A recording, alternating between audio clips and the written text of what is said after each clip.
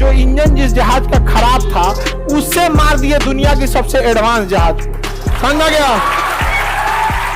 देखिए, मारने का तो मार दिए हम लोग पीएनएस गाजी। अब पीएनएस गाजी था किसका? अमेरिका। अमेरिका का। हमारा तो घोर बेइज्जती हो गया, अखंड बेइज्जती हो गया। किसका? अमेरिका का।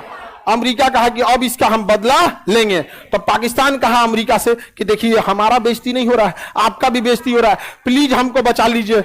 हाँ, कल से आप ही को अब्बा कहेंगे हम। हमको क्या कर लीजिए? बचा लीजिए।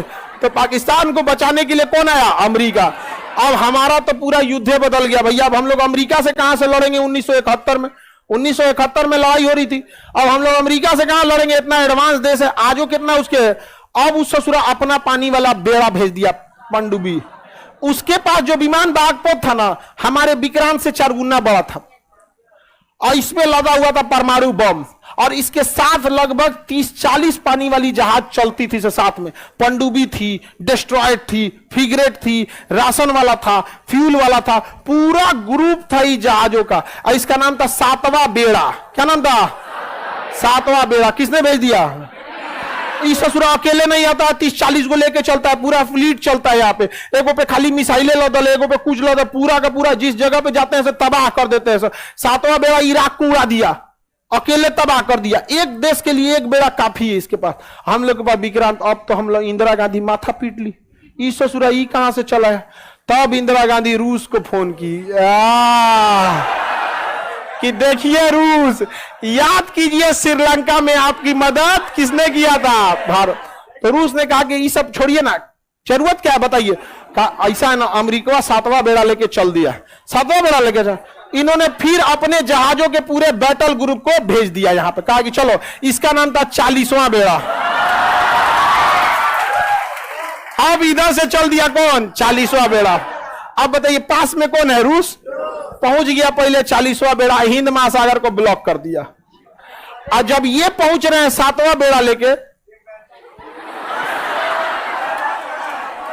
रूस कहा कि इधर जाना है, मतलब हमसे पहले फरियाइए। रूस अपने ऑटोमेटिक मिसाइलों को ऑन करके छोड़ दिया।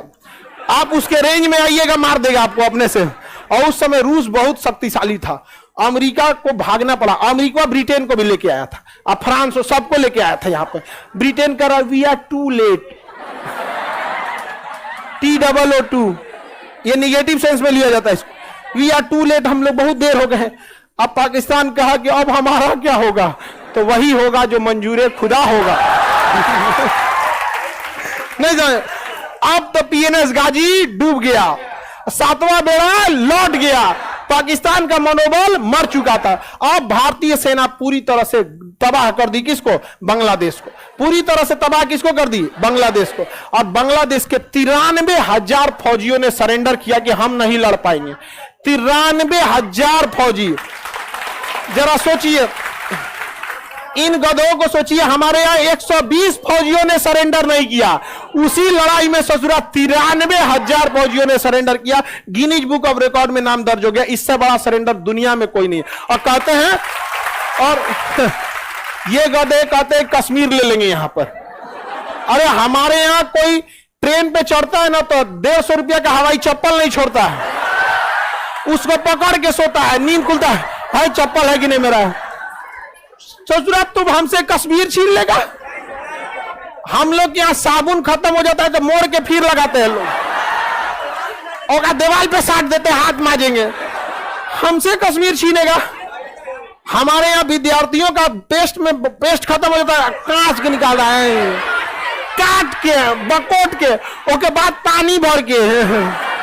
हमसे कश्मीर छीनेगा? अजब हाल है यार, यहाँ पे कश्मीर छीनेंगे लोग हमसे। समझ में आ गया कि नहीं आएगा?